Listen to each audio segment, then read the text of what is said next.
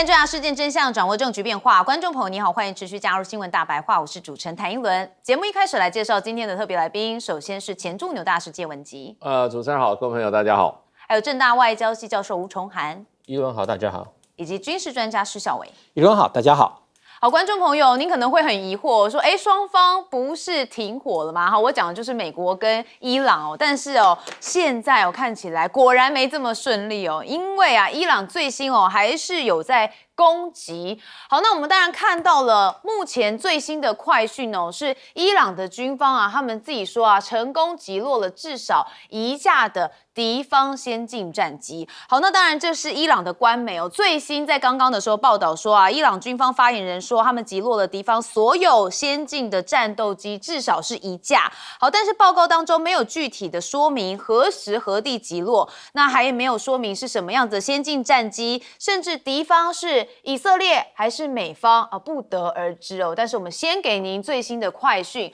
好，那与其说伊朗在攻击，不如说他反击因为我们看到他已经进入到了第100轮的攻势，打击的就是美以目标。好，这100轮的攻势当中呢，空天部队对敌方的25个战略目标发动了猛烈攻击。好，相关的画面也出来了，包含13个跟美国还有以色列相关的能源综合体，还有输油管道，10个军事安全和后勤目标，以及敌方行进路线上的若干技术与基础设施目标，给予敌人沉重的打击。好，那当然有人认为目前看双方好像是假停火好，伊朗的集束弹也照样来，以色列增产了舰型3型的拦截弹。好，我们看到画面上其实您发现这夜空中也出现了密集诡异的亮点，随后证实就是伊朗发射的集束弹。好，这次的空袭不只是针对台拉维夫，以色列南部的特尔谢瓦也遭到重创，马路上被炸出直径超过1公尺的巨大弹坑。好，那伊朗每天发射的飞弹数量不算庞大，但是具备有长程、射程跟极高的突防速度，让以色列引以为傲的防空网压力倍增，所以防空系统逐渐捉襟见肘。那他们想要增产舰型3型的防空飞弹，好来应对不断变化的战况。好，那当然现在也有消息人士说伊朗是准备要对以色列展开了威慑行动，那就是因为以色列违反涉嫌这个黎巴嫩的临时停火协议，所以伊朗正在敲定对以色列的军事目标实施威慑行动的相关计划。好，所以你可以看到伊朗的做法攻击其实就跟黎巴嫩有很大的关系好，那是不是美国跟以色列现在还是有各自的盘算跟各自的鬼胎？因为美国的军方他们也有放话说我们已经准备好恢复对伊朗的作战。好，川普是先放话说啦，如果美国跟伊朗谈判不顺美方可能就会轻易的恢复对伊朗的军事行动。好，那当然军方这边则说，如果德黑兰拒绝达成协议，也是做好了恢复战斗的准备。好，那我们知道4月10号其实他们要在巴基斯坦首都来进行谈判，那这会不会就是一种威吓边威吓然后边谈，然后边这个准备筹码，会不会是这样？我们等一下问专家。好，那但是现在美国的防长赫格塞斯也特别讲到说，美军对伊朗的史诗狂怒行动是历史性的压倒胜，说美军将在中东逗留，以确保伊朗遵守停火协议。好，那目前看起来这个伊朗也特别有这个自信他说美国你必须要在2选1之间选一个好，这是伊朗的外长阿拉奇就说美伊停火的条款清晰而明确，但是美国必须在停火和透过以色列继续战争之间做出选择。他说两者是不可兼得的。好，那伊朗一方面也形成了一种观点就是在各方都达成协议的情况之下，以色列仍然是不断的发动袭击，这要么就是表明美国没有办法有效的控制以色列，要么意味着就是美国的中央司令部赋予以色列充分的行动自由。好，所以目前很多伊朗的观点是认为美国是玩假的有这样子的讨论声。那这个停火协议因为我们看到川普是在昨天早上台湾时间的6点多在他的社群平台说双方这个停火，但是我们也看到纳坦雅胡是昨天4个小时之后才做出了表态。那现在就说啦，其实啊，这个停火协议啊是敲定之后才通知以色列哦，说以色列对于在停火敲定之后最后一个阶段才获通知哦，而且没有被咨询一事，感到相当的不满。好，所以你可以看到纳坦雅胡他自己的态度也是随时要恢复这场战事的。好，我们来听一下纳坦雅胡怎么说。ואני מבקש להבהיר, יש לנו עוד יעדים להשלים, ואנחנו נשיג אותם, או בהסכמה, או בחידוש הלחימה. כי אנחנו ערוכים לחזור ללחימה בכל רגע שידרש. האצבע על ההדק. 很多人对纳坦雅胡的批评声浪不断，认为他是为了自己的政治利益所来这个一直不断的宣战。好，所以连国内他们反对派的领袖也都痛批纳坦雅胡，指责他没有办法确保以色列所提出的战略目标。那还说他是史上最严重的外交灾难，要他负责。也说这场战略损害需要数年才能修补。好，那当然这一位肯特大家也都知道，他是讲了大实话，后来也离开了他的官位。好，他就讲到了以色列的部分，我们来听一下他怎么讲。We ensure that the Israelis do not sabotage this 2-week ceasefire or eventually the lasting peace that we're trying to achieve with the Iran. The last thing we need is the Israelis doing what they have done in past negotiations and targeting the negotiators or taking a series of strikes that escalates the conflict. In order to ensure that we can restrain the Israelis, we actually have to start removing features of the military support that we give. 好，当然有人有讲过笑话，说如果美国是爸爸的话，以色列就是爷爷他比美国的势力还要更加的庞大好，那当然看到了目前说了停火，好，但我们看到了伊朗还是有在打击，甚至他们说成功击落了至少一架敌方的先进战机。好，因为军事的部分，我们先问孝瑋哥。好，其实你说伊朗是不是有击落？当然现在还没图没真相嘛，他只有他宣布击落了。但是其实以这个伊朗的防空网并没有完全的这个遭到压制例如说我们看到像上个礼拜美军的这个 F-15E 打击鹰战机就在德黑兰附近被击中了。因为虽然说我们看到以色列以色列跟那个美国对于伊朗他们基本上其实是有战术优势的完全碾压了这个伊朗抵抗，但是伊朗还是有一些类似这种人员西行式的这种防空飞弹这种防空飞弹其实是那我们讲一种叫做敌防空网压制，就是压制对方防空网任务的时候压制不了的东西。而如果你这时候你战机因为任务的需求飞得过低，就有可能被打到。所以这个情况是的确还是会发生的。再加上其实在这次整个伊朗他们本身在指挥作战的这个去中心化上面来讲，你看伊朗的这些重要的这些官员军政官员都已经被美国跟以色列那个联合狙杀的差不多了。但是显然他们对于这个代理人的制度实行的非常彻底，也就是今天这个人走掉了，今天这条系统的这个人走掉了，A 指挥官走了 ，B 马上上来代理，然后 B 也被打掉 ，C、D、E、F、G 底下的代理制度建立的非常完整，而且那个齐全，也就是说还在这个位置的人呢，就知道他要如何的去对对方进行反制。那特别像以伊朗现在来讲，其实伊朗他对美国跟以色列，他现在就是发动一场非常标准的这种叫不对称战争比如说美军的确以色列把这个伊朗的一些重要设施防空网甚至都压得死死的，但是伊朗还是能够持续的不断透过发射这个见证者无人机，还有发射短程的这个地对地弹道飞弹，甚至于中程的地对地弹道飞弹。而且最麻烦的，对于以色列跟美军来说，其实麻烦的是它的中程弹道飞弹，因为这种飞弹上面它其实本身具备这个高超音速飞行的能力，而且呢，它甚至于在重返大气段的时候，它可以进行变轨，也就是轨道变更，这让现在美国跟以色列辛苦建立的这个战区弹道飞弹防御系统，其实变得很难防。为什么呢？因为你这个飞弹下来如果会变轨，通常我们刚刚讲到，你这个下来的速度大概就有这个8倍的音速，你上去拦它的这个飞弹也要有4倍音速，4加8两个相对速度是12倍的这个音速的这样一个速度变成说今天美国跟以色列过去研发的拦截飞弹只能有一次碰撞的这个机会。那在12倍音速是什么样一个概念？12倍音速其实大概是每秒钟双方位移大概差不多30公里3公里多，所以这个速度是非常非常快的。那这个时候呢，你说如果它再能够经过变轨，所以你可以看到这第100次的这个真实承诺的这个部分呢，其实从去年开始，伊朗的高超音速飞弹就接连不断的告诉以色列，就是说今天我这个飞弹能够突破你的防空网。那以色列防空网其实非常完善它高层有美国的这个萨德系统，然后再来有他们自己的这个 Arrow 3就剑3式的这个飞弹，底下还有美国提供的爱国者，甚至于到低层还有这个铁穹等等。但是应付这种高超音速的飞弹又能够变轨的话，其实是让它这一连串的这个急杀链，对不对？大概都没有办法能够及时拦截跟及时回应。所以其实以伊朗来说，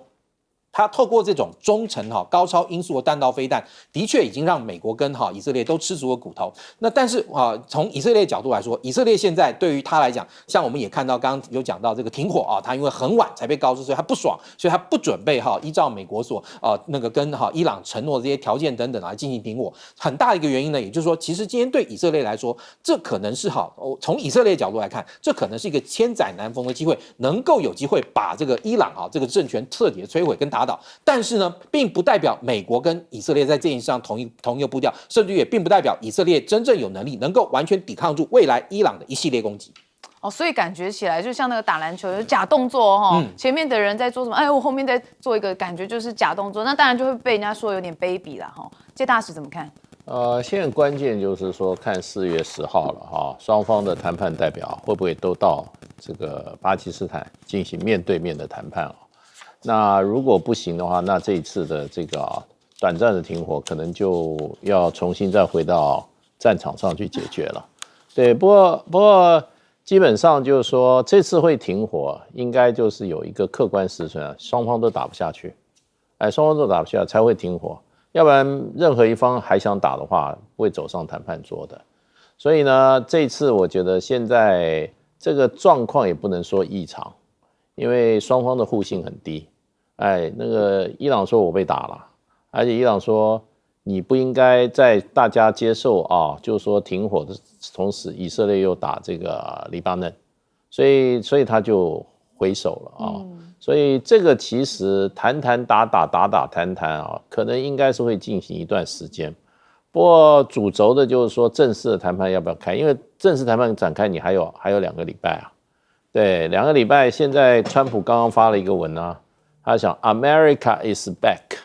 他说美国又回来了。然后呢，他用粗体字写了2个，第一个要签一个 real agreement， 真正的协议，这个就变成中战协议也好，停火协议也好，要有一个协议，一个 agreement。然后呢，2个条件他开得很清楚，没有核子武器 ，no nuclear weapon。然后呢，荷尔姆兹海峡，will be safe and open。要安全，而且是开的。可是这个用字我一看就有弹性。什么叫 safe， 对不对？什么叫 open？ 对，所以就变成就是说都有弹性。然后什么叫 no nuclear weapons？nuclear weapons 事实上这个是伊朗的既有的政策他已经讲了很多次，我没有发展。可是争执点在哪里？我们昨天看到争执点传出来是说，伊朗不能保有浓缩铀。那现在你说 no nuclear weapon， 我承认我没有 no nuclear， 可是我浓缩铀我要放在我这里。本来在上一回合谈判的时候，那卡达外长出来就说，已经说这个浓缩铀去放到第3国，第3国是哪一国？当时传说的都是俄罗斯，浓缩铀送到俄罗斯，不放在这个伊朗的手里。所以川普这个措辞虽然很强硬，看起来还是有很多弹性，留给谈判的团队去解决。那现在这件事情，我觉得就要看双方还在攻击。那原因是伊朗他讲了好几次，他被无人机还有很多这些设施也都被攻击。那因为本来双方的互信就很薄弱，川普在过去跟伊朗谈判的时候，还在谈判中就把人家48个领袖都杀掉了。对，你说人家会心里没有阴影，心里会不防他吗？所以这个是很脆弱的当然，美国的这些官员就说我们不会离开我们还会继续这本来就是如此啦。不过这场战争，我觉得就是说，最主要的就是说，美国方面承担不起战争升高、战火外溢的这样子的产生的全球经济能源危机，美国没办法承受，所以打不下去。既不能升高，那你就停火。那伊朗来讲已经被打得很惨了，他也希望能够早日停火吧。所以希望还在，4月10号的希望还在，可是呢，现在多一点变数而已啊。好，一轮倒是觉得变数蛮多的因为有川普这个人在崇涵教授。其实我们看这个停战第一轮的停战协议我们要看说到底伊朗跟美国、以色列他们要什么。坦白讲，2个伊朗他想要当然要停火，因为他被打得满目疮痍，但是他要让大家知道说，第一个我农石油是不是我可以继续保有。所以你看那第一轮停火协议它英文版上面有出现这个答应这个浓缩铀被控制，但是他在国内版的没有写出来，这非常有趣。那川普呢？川普他要什么？第一个，你浓缩铀、你核设施跟浓缩铀，我全部都要拿走，不准有，因为这是退出伊核协定，造成这一次战争最大的原因就是浓缩铀跟设施。以色列不只要这样子，以色列如果我们记得2月11号纳坦雅胡去白宫做那个简报，《纽约时报》写得非常清楚，他不但要这个浓缩铀结束之外，他要什么？要 regime change， 他要想把伊朗整个这个政权把它改掉。当然，你说美国那些官员说他是在这个 bluffing hard selling， 他们讲用那个过度的这个推销，他说这个不可行但是川普要什么？川普就是我要把你的东西炸烂，炸为石器材，我就要把你拿走。浓缩铀，各位，我们就稍微再讨论一下浓缩铀到底是什么。其实一般来讲用在核设施、核能发电大概3%到5%的这种非常低当量。但是呢，据报道载伊朗它已经可以有到400公斤60%的浓缩铀，而且它在不断的做这个所谓离心机的技术，让它可以把60%提升到90%变成核武器。这是川普这一次想要一次解决的。所以不管他炸伊斯法罕也好，纳塔兹也好，他们都想要把第一个，你从2018年开始，甚至2021年开始，不断的在做这离心机的技术，我们要把你彻底的销毁。那当然有人说，他把伊斯法罕炸烂了，这个离心机的技术跟零件都炸烂了。坦白讲，谁知道？川普知道吗？对不对？所以川普才讲说，我们赢麻了，我们把它炸光了，对不对？他甚至讲说，他们是没有技术了。问题是，你能确定吗？这点我们要非常高度的怀疑，因为毕竟他可以把他的浓缩铀，第一个，它的纯度跟当量可以到处搬来搬去、移来移去嘛。他自己讲了，我藏在一个你们都看不到的地方。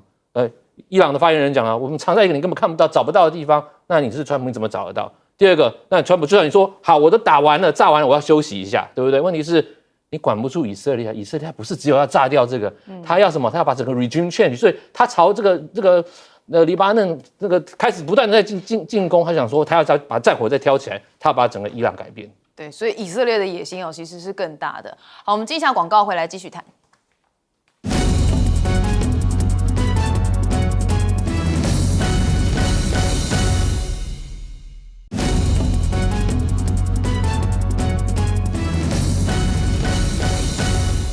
好，我们看到这场战事，也就是美伊的战争其实双方的信任度都相当的低，甚至也造成了中东国家现在都相当的脆弱，可以说是冲突一触即发。好，我们看到的就是停火之后，伊朗的炼油厂爆炸那伊朗的官媒报道说，他们的拉万岛炼油厂跟洗里岛多处的设施发生了爆炸，官方迅速的就指控说这是阿联酋发射袭击，那革命卫队随即也发射飞弹来报复阿联以及科威特还有巴林境内的目标。所以你可以看到大家这个信任度都是相当的低那伊朗也说击落了赫尔墨斯无人机，那强调是敌机进入到领空被回应。伊斯兰革命卫队击落了一架赫尔墨斯900的无人机那同时强调任何类型的美以敌机进入到伊朗领空，即使没有进行军事行动，也会被视为违反了停火的协议。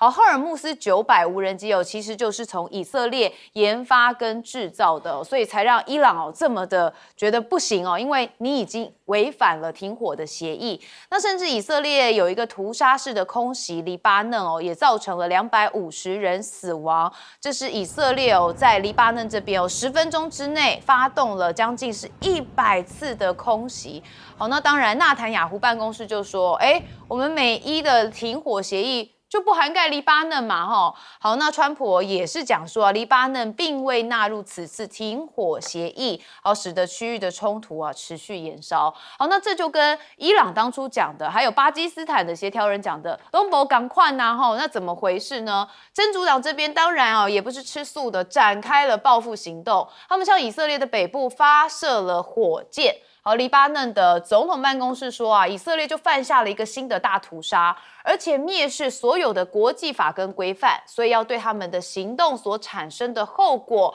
负全部的责任。黎巴嫩真主党也特别发声明说啊，针对了以色列北部发动了火箭攻击，锁定以色列北部的边境地区，作为回应以色列对黎巴嫩的军事行动，而且指控以色列这方是违反了停火的协议。好，所以你可以看到冲突真的在慢慢升高，原本感觉降温的态势现在看起来变化非常大。好，那当然，现在以色列的这个心中想什么，我觉得欧洲人也蛮看得懂的哈。以色列被迫不愿收手好像希望伊朗战事再持续1个月。这是以色列前高官就说啊，其实他们希望对伊朗的军事行动要至少再延续1个月，削弱伊朗要到它最终崩溃的状况。但如果要到最终崩溃这个可能还需要数个月或是数年时间。所以如果以色列还想继续打还想继续把美国拖进去，那就很可怕了。那甚至会不会外溢到其他的国家，成为一个中东全面的战争？这也是我们大家所担心的好，那另外马克宏呢，则以最强烈的措辞谴责以色列对黎巴嫩的袭击。好，所以连马克宏都看不下去了，他重申要维护黎巴嫩领土完整的重要性，希望两国在黎巴嫩及所有冲突地区的停火协议能够得到尊重。好，那西班牙这边也原本一直不赞成打这场战的他也是发文暗讽他说我们不会为了那些一边纵火一边又提着水桶出现的人鼓掌好，那当然也是在暗讽不可以接受这件事情。好，那我们要看到川普他到底是怎么思考的呢？他早就有宣布过说美伊两国会合作，说这个伊朗的政权已经更迭了。他自己是讲说美国跟伊朗有在密切合作，因为经过确认伊朗已经经历了一场富有成效的政权更迭。那他特别就讲到了这个铀浓缩，他说他们不会再进行铀浓缩，那后续美国也会跟伊朗合力挖掘并清除所有深埋地下的核粉尘。大家有发现吗？川普说的话，我们大家应该是一个这个有国际观的人就会知道。那我扣零呐所以呢，我们的标题才会写川普还没睡醒嘛，他可能是做梦梦到的好，那当然范斯有特别讲说川普很不好惹说如果伊朗愿意抱持诚意跟我们合作，我认为我们能够达成协议但如果伊朗不坐上谈判桌，他们将会发现川普不是好惹的因为川普耐心有限，是急于取得进展的人。好，那当然这句话听在革命卫队的耳里真的是不太开心也不太爽他就回应警告说没事，我们仍然随时准备重新开火。好，那当然现在美方的说法也被人家觉得有点自相矛盾但是川普的说话现在看起来不是要打2折是打0折根本不可能嘛连一轮这个不是这么军事专家有一点点国际观的人大家都怎样好，那当然我们看到现在最怕就是中东的停火无望一样。战事的部分我们先问孝瑋哥。好，其实我先从这个那个核的这个部分来讲起，因为其实核那个浓缩铀到底要多高比例的浓缩铀才能够做成核弹其实这是美国现在真正最关心的事情。也就是说，它其实要确定今天伊朗的核能力到底是不是真的已经到了临门一脚的这个地方。如果说今天虽然说已经被它炸得七零八落，但是它还是要能够从现场的这些这个残迹之中知道伊朗是不是已经具备了提炼这样浓缩铀能力，而且是谁让它能够具有这样能力提炼浓缩铀，对于美国来说也是他要搞清楚的事情。因为武器级的浓缩铀其实非常非常难搞像以美国来讲，美国其实现在能够做到武器级的浓缩铀，它铀浓度其实不只到90%，要到97%，因为97%以上浓缩铀才会引发连锁反应。所以美国人现在很放心，它的福特号航空母舰当初装的核燃料浓度是95%，也就是说我已经把浓缩铀浓缩到这种地步，放在航空母舰上，我放心，因为它不会产生连锁反应，它可以让它安全的使用。那现在再看到停火的部分其实说真的啦，为什么会是阿联跑去大炸伊朗啊？其实说真的也不奇怪。你看到这一阵子啊，所有就是说波斯湾周边的国家被伊朗用包含无人机，还有这个短程地对地弹道飞弹等等袭击的这个国家里面啊。阿拉伯联合大公国其实还真是 top one 啊，第一名啊，他被那个伊朗基本上已经炸到很多重要设施都被他炸坏，所以我觉得就是说他当初一听到美国要准备要跟他停火的时候，对不对？对于阿联来说，他一定要把握在停火前，然后对伊朗进行一次大规模这样的报复攻击。为什么？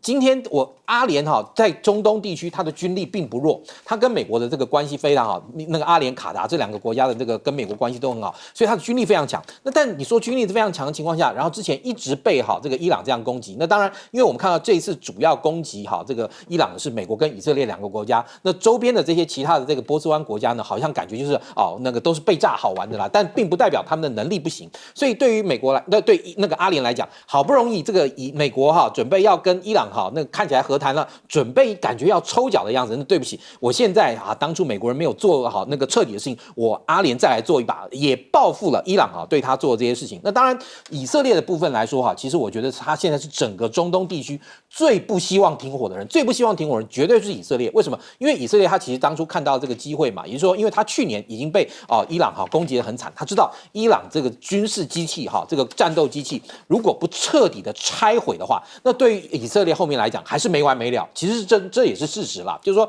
他去年我们刚刚讲超高音速飞弹打的这个以色列，虽然说好像感觉没有造成重大毁坏，那以色列最担忧的就是未来如果伊朗又有高超音速飞弹，又有核子武器，这两者结合为一，哇，那对以色列来说就是复国之灾啊！也就是说，因为以色列因为如果高超音速，现在大家都知道拦不住，那一个拦不住的弹头，然后再配上核弹头的话，那对不起，那以色列真的就只能任由伊朗炸。所以其实这次最不希望收手的绝对是以色列，他会希望这次能够彻底的借由这次的机会，连上美国呢，去那个彻底拆毁那个伊朗的这个战争机器。那所以我们看到他呢，一旦双方的这个那个条件出来。其实我们看到，这是伊朗跟美国所提出来的停火条件不一样，美国提出15点，伊朗提出10点。那其实之中伊朗提出的是有包含就是黎南境内也要停火，但是以色列也不爽啊，你又没有告知我，最后你们都说要停火才告诉我，那我的话当然就不会来坚守你们的停火协定，而且对于他来讲。对于这个以色列南部的这些真主党是时时刻刻可以侵扰以色列领土的一个重要的这个敌人，所以他一定要设法处理掉他。好，所以听完以色列对伊朗的感觉就只有2句话，就是斩草不除根，春风吹又生所以他是势必要把这个宿敌给解决掉。谢大使怎么看？以色列是这次做战争的可以说始作俑者，然后呢，获利最大者，然后呢。最不愿意这场战争停止的他希望借此这战争一举把他的宿敌伊朗把这个国家真的打回石器时代，真的把这个文明消灭。这是以色列的这个目前的整个状态，不只是内塔尼亚胡，不止以色列，不止内塔尼亚胡要这么想。那这一次事实上，所以他一直在破坏任何停火的可能性。对，所以每一次有停火的机会，以色列不但会加大攻击，而且会不管任何既有的这个承诺也好，或者说是法规通了，而且他不但是要美国继续打，他还要把这些海湾国家一起拖下去，然后呢，最后消灭的就不只有伊朗，连海湾这些逊尼派的国家一起把它毁灭掉。最好是逊尼跟这个什叶派两个互相残杀，然后以色列坐收渔翁之利。所以这个美国这个一宣布跟伊朗要停火那昨天以色列就大肆攻击黎巴嫩，他也不是打黎巴嫩南部，他是直接打黎巴嫩的首都贝鲁特，而且打居民区。10分钟100个目标的这个打击以后造成了245人死亡，上千人受伤。这个还在瓦利堆里面的很多死伤还在继续发掘，所以我昨天看是100多人，后来160几，后来182，我后来看到一个数字，死亡人数是245，我想还会继续增多，因为对方在毫无准备情况之下。那个炸弹就把你家炸掉了，他打的都是居民住宅最密集的商业区，居民住商混合区，所以是整栋楼把你炸掉。所以现在还在清理到底多少人被炸死。那254个人，245死，1000以上人受伤，非常惨。而且这里面基本上不分儿童，不分妇孺，不分老人家，不分年轻人，是无差别攻击。所以这是以色列做的事。为什么要攻击黎巴嫩呢？说实话，不管他怎么说，他们是我的这个威胁，黎巴嫩对我攻击，黎巴嫩在那边跟他攻击打那么多年了，你为什么别的时候不打，现在打？那这个实际上就是要破坏，美国跟伊朗的和谈，要破坏这一次这个停火，这是目标非常非常的明确。那当然，对于这个伊朗来，他立刻就回击了。他本来就不信任美国，再加上伊朗，那可是呢，这个问题双方就在吵的一件事情。伊朗说：“我们不是讲好了停火吗？为什么以色列还要去打这个黎巴嫩？”那以色列就说这件事情停火不包括黎巴嫩，可是谁出来讲话？巴基斯坦出来讲话。他说我们讲好包括黎巴嫩了，结果川普政府出来说没有包括黎巴嫩，所以这就变成这个是一个问题啦。你相不相信对方的诚信，还相不相信对方会怎么讲？会跟你玩手段，跟你唬你玩弄你，所以这个问题就显示出这里面的复杂程度到这里。不讲诚信，有人不但不愿意看到停火，然后呢，这里面各说各话，所以这场战争真的是要停下来，真的不容易啊。对啊，所以大家就认为有点坏这双方讲的不一样，这不就是要意使大家病得吗？崇涵教授，其实病都早就病了啦，那个再病一次啊！如果我们仔细看那地图以色列跟黎巴嫩的接壤，它不是南北接壤，它是东西接壤，所以以色列北边的领土是突进去的。这个战线就发生在这个东西之间互相的开火。当然，刚才介绍讲没错。以色列还射飞弹，直接射到贝鲁特区。这一次10分钟打了100个设施，杀了很多平民。人家说史诗级的大屠杀，黎巴嫩非常生气。当然，他们的仇恨也不是这一次。早在哈马斯战争的时候，以色列打哈马斯，黎巴嫩也在帮忙加添柴火那时候我们就在讲说，黎巴嫩也想玩一个，也门胡塞也在添柴火。所以这两个所谓伊朗的代理人，在哈马斯的时候就跟着打了。以色列那时候就觉得你们要打可以一起来，我一个打10个。这一次果不其然。伊朗的后面的老大跳进来了，虽然现在停火了，你这几个小弟没有管好，我照样还是要打。所以以色列这个底气到底从何而来？坦白讲，就是川普。我们知道川普非常挺以色列，非常挺纳坦雅胡。早在他第一任的时候，他带领谁？他带领以色列退出联合国教科文组织啊，对不对？又帮助那给他各种武器。现在也帮他打伊朗战争。只是川普这个人是生意头脑，他知道说我打要有限度。我打不是无止境的打，我打我觉得够了，我要收手，所以他会讲说，我已经把核设施摧毁掉了，伊朗已经政权更迭了。其实没有啊，12伊玛目他们要专家会议，他们推举是由他们专家不断的去推举一个适合的人，他不是用世袭制了。现在伊玛目已经不再存在，他们要找一个适合的神学的人来继承他。你没有把那些专家会议全部都销毁掉，你怎么可能把他的政权更迭？没有啊，他们现在推举哈米尼的儿子出来当下一任的领袖，只是你不知道哈米尼躲在哪而已。OK， 所以政权更迭还没有。那川普到底在想什么？其实我们还是要回到2月11号跟2月26号那2次会议。2月11号，我刚才讲的，纳坦雅胡去做了简报。川普那时候有 Hexas， 有 Rubio， 有参谋联系主席凯恩，还有 Susan Wiles， 他们这些人其实那时候还保留一些保留什么？他们认为第一个，纳坦雅胡来，你在推销什么？你在推销说取消他们的浓缩铀吗？弄掉他们核设施不是，你在推销政权更迭，大家都觉得你太夸张了，他们都觉得你太夸张，不可能。问题是这些川普的核心幕僚在第2次会议的时候全部都改口了，甚至是参谋联席会主席凯恩斯说，如果要打，我们可以打，所以他们全部又在呼应川普的概念。所以我们要再讲一次，纳坦雅胡在这一次不受控的底气而来，就是川普。那川普在想什么是非常重要，是完全会决定接下来战事走向的最主要的原因。好，我们休息一下，马上回来。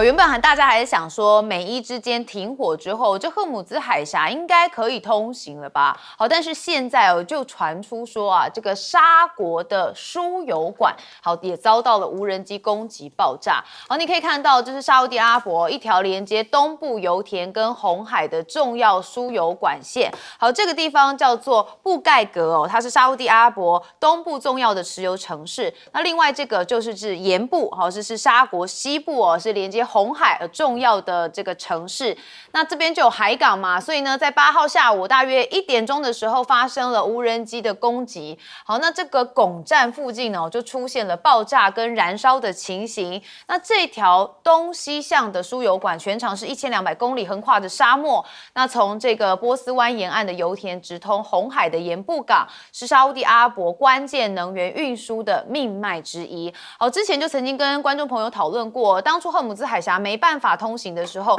有人就绕到了盐布港这边把油运出来了，所以盐布港算是另外一种替代的方案啦。但是现在看起来，这个输油管被炸掉之后，恐怕又会有一些能源上的问题了。那荷姆兹海峡又关因为伊朗说有水雷公告替代的航道。那这是他们宣布说因为这条重要的水道主航区是存在着水雷的风险。白宫发言人是对于这件事情说川普已经明确的要求海峡必须立即而且全面性的开放，甚至不可以对船只征收任何的费用，包含过路费在内。那目前看起来，荷姆兹海峡的重启好像慢半拍因为只有2艘货轮先行。那伊朗是喊说我们是受控通行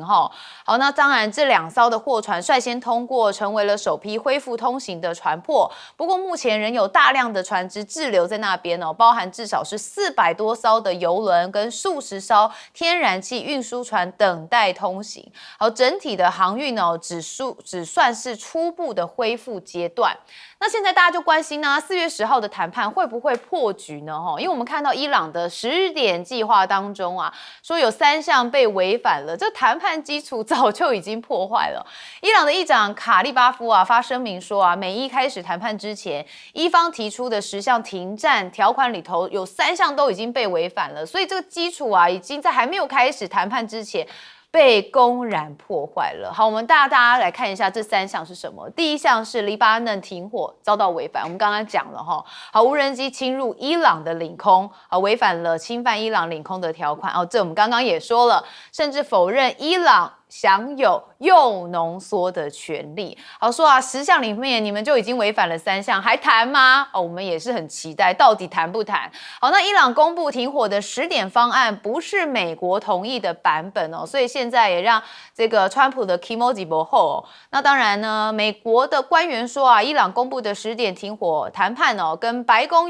同意用来谈判的版本是不一样的。所以川普在他的社交的平台上面也发文批评说他们是骗子，是江湖术士，甚至更糟说有一组对美国有意义的要点是可以接受的，我们将在谈判期间闭门讨论这项要点。那这一组的重点才是我们同意停火的谈判基础，但是没有透露细节所以可能有一些弹性啦，毕竟谈判是要有一些空间，不能什么都说死嘛那当然 FBI 现在警告说伊朗有锁定美国境内的目标说可能会有一些持续性的威胁，包含美国的政治跟军事人员，还有建筑，还有以色列相关的机构组织。那白宫是认为情资尚未完全审核所以叫传媒不要报道个别执法部门的备忘录来散播恐慌。那现在有人觉得川普还蛮担心支持度的因为今年他有中期选举所以我们很关心的就是他内部的 mega 他意见领袖竟然公开的反叛川普那我们看到这个让美国再次伟大的铁杆支持群现在有裂痕很多的意见领袖说我不想要打这场战争而且对于川普扬言毁灭伊朗整个文明的言论感到相当的厌恶那川普现在是不是也开撕北约呢？跟吕特闭门会晤的时候是再轰北约而且还重提了格陵兰岛的威胁那当然川普跟谁都好，跟谁也都不好。那当然这场战事我们看到伊朗还是握有荷姆兹的王牌。我们先问介大使怎么看？对，现在就是说我认为伊朗去攻击沙特的这个油管的事情这是非常严重的事。这是各国都最惧怕的，也是沙特最怕的一件事情。包括海湾还有其他的国家，像这些这个阿联酋啊、卡达、科威特啊，这是他们的梦魇。如果发生的话，就是同归于尽啊。本来大家都不碰这些石油设施的，我觉得这个伊朗为什么会去碰这个沙特的石油设施啊？那基本上呢，当然是回应，因为这个以色列最近有攻击这个伊朗的石油设施，所以伊朗的他的这个用兵之道这个原则就是等比报复，等比的报复，你打我这个我就打你这个。那另外一方面，其实这一次在谈判，其实幕后出力很大的是海湾国家，我觉得沙特是其中之最嘛，因为他最有实力，所以沙特的代言人基本上就是巴基斯坦。巴基斯坦跟沙特有攻守同盟条约，也就是说一方被打就是另外一方被打，要出兵互相协助的啊。所以沙特再加上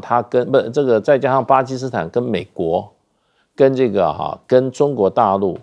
的关系非常的好，所以他这次负责穿针引线。可是穿针引线的话，他没有他自己立场，他立场一定是代表沙特这些国家的立场啊。那所以呢，这一场后面讲的就变成双方在怎么样，什么前提条件，谈判要谈什么这个情况之下，应该有一个初步相互的了解然后才会宣布说停火2个礼拜嘛，然后双方展开正式谈判。谈判最重要就变成谈判前的 pre-negotiate 会前会，大家要把那个 agenda 决定好要谈什么，然后这个会前会就变成有一些前提条件大家讲好。那现在可能这个没有讲好，没有框架，然后彼此之间有误解，有各说各话的部分。那不可能说哎呀，原来你是这样想的，所以我才决定停火；原来你是那样想，我才决定停火。所以我觉得这个伊朗去打沙特，其实是对沙特的一种警告跟抱怨。你要做中间人，你就把事情讲清楚，不能讲到最后你告诉我的事，结果美方说我没有答应，对，害得我现在就变成怎么样？我还要重新这个黎巴嫩被打得那么惨，我的国土也被受到攻击，所以这一个部分我觉得是对沙特的一种警告，也是对美国的一种尤其对这个以色列的一种反报复啦。那不过整个来讲的话，就变成就是说，现在这个川普除了他对油价特别敏感之外，也就是他内部的整个出现问题。他的内部，尤其他的核心支持者 MAGA 支持者，现在有这样对他的发动这场战争的不满，所以我就说，其实这场战争会，现在大家有这个停火之意，是双方都打不下去，川普也打不下去，所以现在就看这1-2天了。那这一些所谓的你没有违反那个10条，其实这都是沟通上的问题，并不是很严重。那只要那个基本上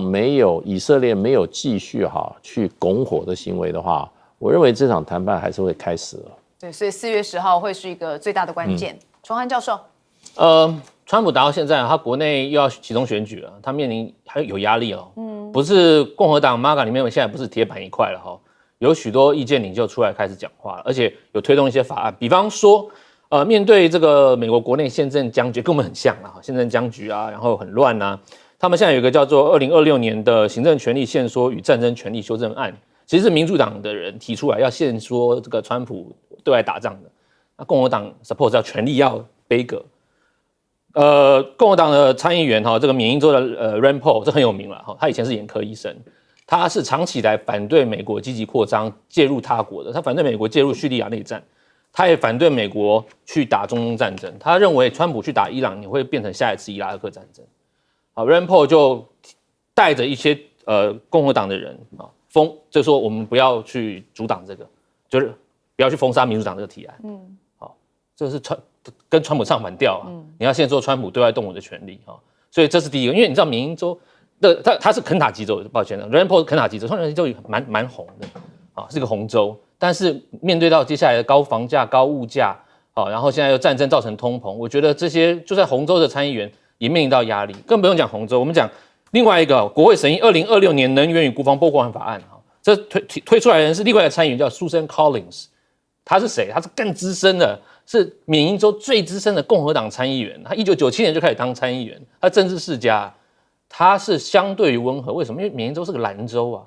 在蓝州里面都要连任的压力，你现在他也受不了了，他是共和党最资深的，他都害怕了，你知道吗？所以他在面对这个所谓这个连任压力，他就联手了许多纽约州还有所谓温和派的一些共和党议员，干嘛？就是他在缺乏明确，川普说哪时候撤军，你不跟我讲什么时候撤军，我就不签这个拨款法案，我就不让你有钱，2000亿美金，我不签。共和党人带头在作乱吗？不是，是因为期中选举要到了，就算在缅因州这个资深老派的参议员，他也知道说，有选票压力，有危险的哈。不要讲 Tucker Carlson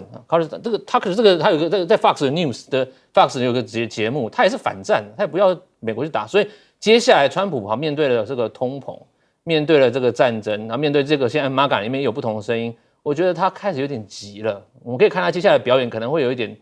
当然他以他这种很会在媒体前面荧光幕作秀，但是我觉得他在一些施政上面可能会有一些跛脚。是他之前有一些谈话就是发文就已经讲了脏话，大家就觉得他急了。对，但是我必须说他是自找的，孝伟哥。的确，你看，像比如说他现在说这个开放这个荷姆兹海峡是停火的一个重要条件嘛，对不对？结果呢，搞了半天伊朗就跟你说你要开放荷姆兹海峡，我们可以在里面辟出个安全航道为什么会有这个安全航道的这个问题呢？就是因为伊朗之前已经布了部分的这个水雷，那这个水雷流到哪边去也没有人真正能够知道。那伊朗只能依照他们所布放的水雷可能的去向，然后把这些那个可能的这个去向排除以后，在里面画出一条安全航道。但是大家也要知道，荷姆兹海峡非常非常的窄，荷姆兹海峡窄也就是说它呢原本宽度很可能可以让双方的船有进有出同时进行。但是如果说当伊朗需要在这个地方开辟所谓的安全航道，那可能只能单向进或单向出了，那就会让那个荷姆兹海峡的运能大幅缩减。你看这下川普就很紧张了，川普马上跳起来说